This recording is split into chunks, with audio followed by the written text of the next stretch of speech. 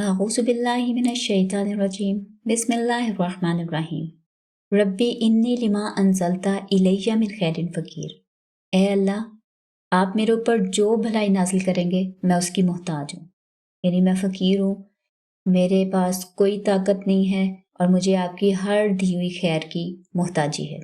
آج کی ہماری صورت ہے سورہ جمعہ۔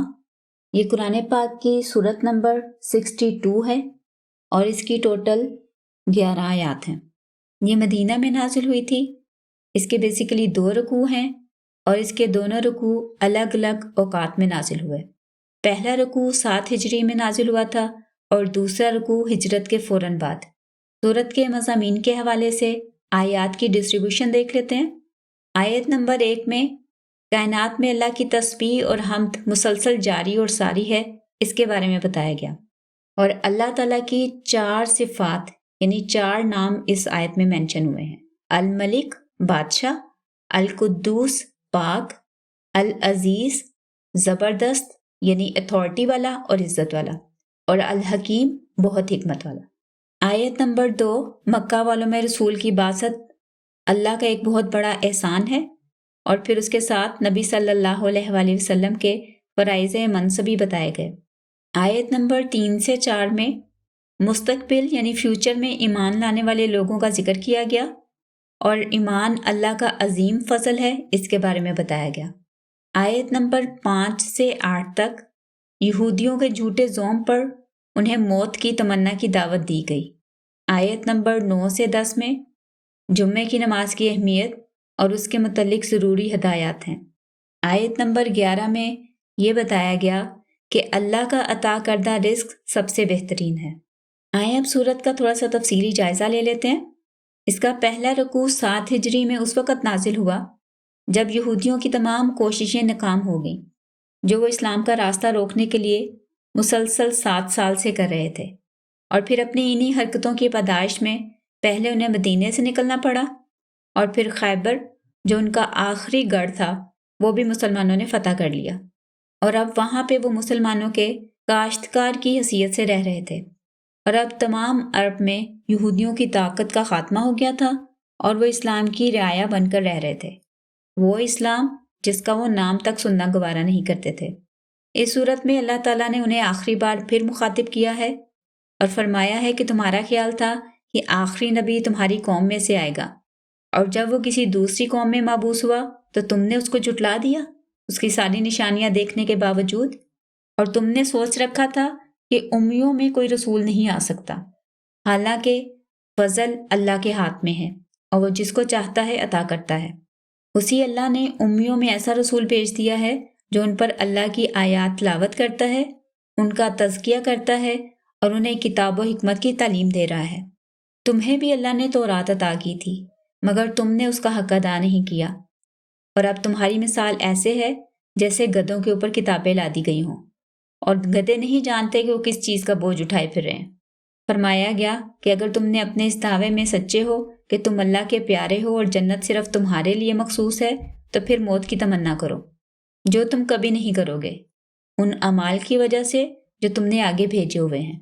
اور پھر یہودیوں کے بارے میں مزید بتایا گیا کہ اس سے پہلے بھی تم نے جہاد سے اپنا جی چرایا تھا، یعنی اپنی جانیں بچانے کے لیے، اور ذلت اور خواری کا شکار ہو گئے تھے۔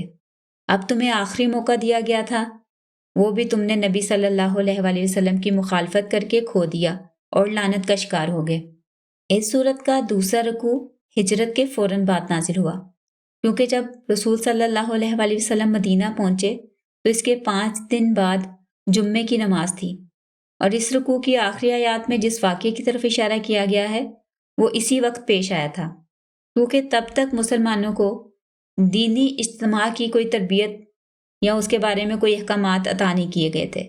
اصل واقعہ کیا تھا کہ مدینہ میں ایک دن عین جمعے کی نماز کے وقت جب نبی صلی اللہ علیہ وآلہ وسلم خطبہ ارشاد فرما رہے تھے تو ایک تجارتی قافلہ مدینے میں داخل ہوا، اور جب کوئی قافلہ آتا تھا کسی شہر میں انٹر ہوتا تھا تو وہاں پہ ڈھول وغیرہ بجائے جاتے تھے تاکہ لوگوں کو پتہ چل جائے، اور پھر جو تاجر ہوتے تھے یا جو خریدار ہوتے تھے تو وہ جلدی سے جلدی وہاں تک پہنچنے کی کوشش کرتے تھے تاکہ سب سے اچھا مال اور سب سے کم داموں میں وہ خرید سکیں، کیونکہ جب کسی چیز کی ڈیمانڈ بڑھ جاتی ہے تو اس کی پرائس زیادہ ہو جاتی ہے۔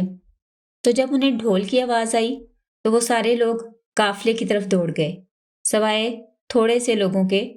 تو اس پر اللہ تعالیٰ نے اس کے دوسرے رکوع کی آیات نازل فرمائیں کہ جمعے کی اذان ہونے کے بعد خرید و فروخت اور ہر قسم کی مصروفیات حرام ہیں، اور اہل ایمان کو چاہیے کہ ہر کام چھوڑ کر اللہ کے ذکر کے لیے جلدی کریں، اور جب نماز ختم ہو جائے تو اس کے بعد جہاں مرضی جائیں۔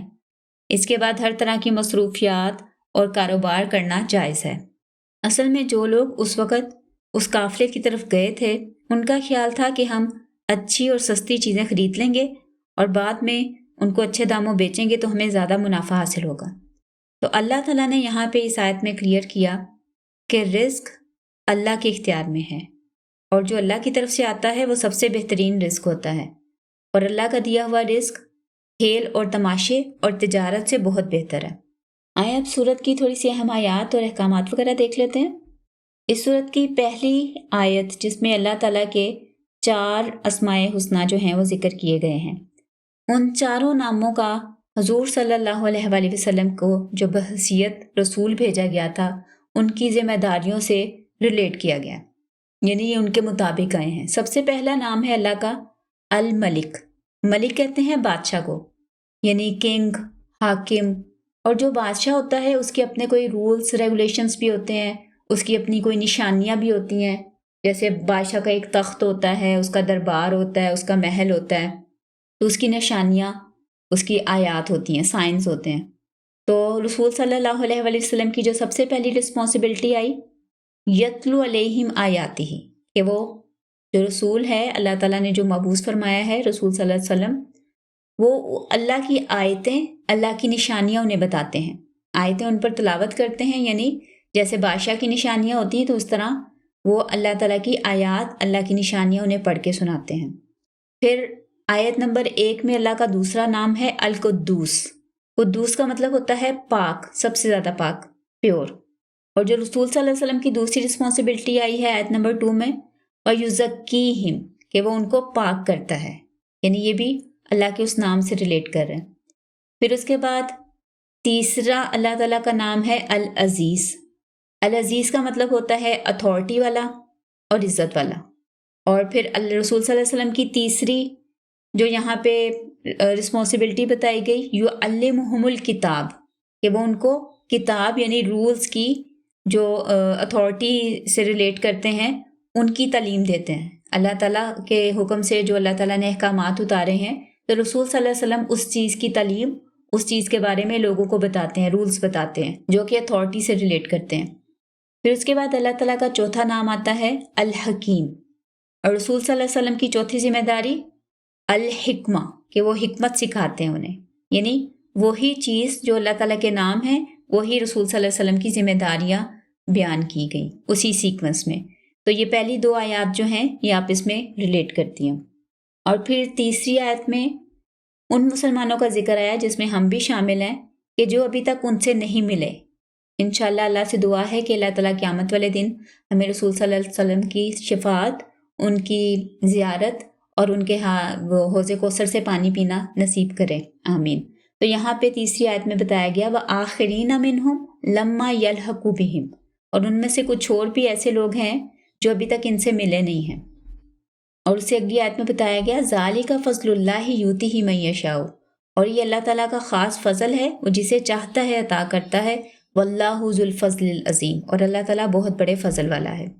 یعنی ہمیں مسلمان گھرانوں میں اللہ نے پیدا کیا ہے، یہ اللہ کا بہت بڑا فضل ہے، ہم اس کا جتنا شکر ادا کریں وہ کم ہے۔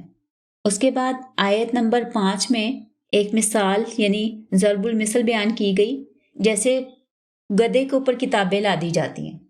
یہودیوں کے حوالے سے کہا گیا کہ ان کی مثال ایسے ہے کہ جیسے گدھے کے اوپر کتابیں ہیں، بوجھ پڑا ہوا ہے، گدھے کو نہیں پتا اس کے اندر کتنا علم ہے، کیا لکھا ہوا ہے، کیا احکامات ہیں، وہ صرف اپنے اوپر ایک بوجھ اٹھا کے پھر رہا ہے۔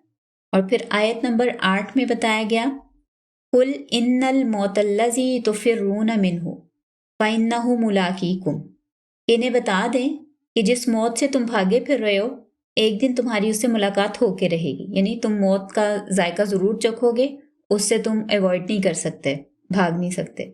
ثم تردون الی عالم الغیب، اور پھر تم تمام ظاہر اور غیب کے جاننے والے کی طرف لوٹائے جاؤ گے، فَيُنَبِّئُكُم بِمَا كُنتُمْ تَعْمَلُونَ، اور پھر وہ تمہیں ہر وہ بات بتائے گا، خبر دے گا جو کچھ تم اس دنیا میں عمل کرتے رہے۔ آیت نمبر 9 اور 10 میں کچھ احکامات آئے ہیں کہ اے لوگو، جب جمعے والے دن اذان دے دی جائے یعنی نماز کے لیے پکارا جائے، فَاسْعَوْا إِلَىٰ ذِكْرِ اللَّهِ، تو پہلا حکم ہے کہ اللہ کے ذکر کی طرف کوشش کرو، سعی کر کے آؤ، یعنی دوڑ بھاگ کر کے اللہ کے ذکر کی طرف آؤ۔ وَذَرُوا الْبَيْعَ، اور تجارت چھوڑ دو۔ اس کے بعد آیت نمبر 10 میں ہے اور جب نماز پوری ہو جائے فَانْتَشِرُوا، یہ ایک حکم ہے کہ پھر تم پھیل جاؤ، یعنی پھر ادھر مسجد میں ہی نہ بیٹھے رہو۔ وَابْتَغُوا مِنْ فَضْلِ اللَّهِ، اور اللہ کے فضل میں سے تلاش کرو، یعنی روزی کا جو کام ہے، اپنا جو بزنس ہے اس کو کرو۔ وَاذْكُرُوا اللَّهَ كَثِيرًا، اور اللہ تعالیٰ کا بہت زیادہ ذکر کرو، اللہ کو بہت زیادہ یاد کرو۔ تو یہ آیت نمبر 10 میں 3 احکامات آئے ہیں۔ تو یہ تھا ہمارا سورہ جمعہ کا خلاصہ، اس کی کچھ اہم آیات اور احکامات کا بیان۔ اس کے ساتھ ہی آج کا لیسن فنش کرتے ہیں۔ سبحانک اللہم و بحمدک، نشہد ان لا الہ الا انت ونستغفرک ونتوب الیک۔